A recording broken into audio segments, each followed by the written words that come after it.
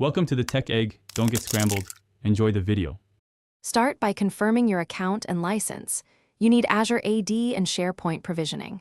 Next, check network reachability. Test DNS, VPN, and firewall paths to the tenant so requests can reach Sharepoint. While doing that, capture the error, take a screenshot, note request ID and exact timestamps, and copy the failing URL. Once done, open the Microsoft 365 Admin or SharePoint Admin Center to cross-check user status and license assignment. These first checks narrow the root cause fast.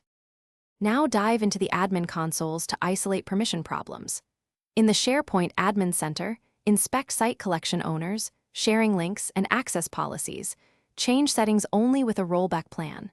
Then verify the user's group membership and role inheritance on the site, and run a permission checker to enumerate granted rights. Meanwhile, examine Azure AD conditional access and MFA prompts because they often block access. Check sign-in logs for failures and tokens. Make incremental changes, then retest access after each change to track progress.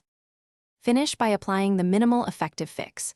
Reassign a site owner, repair broken permission inheritance, or recreate problematic sharing links.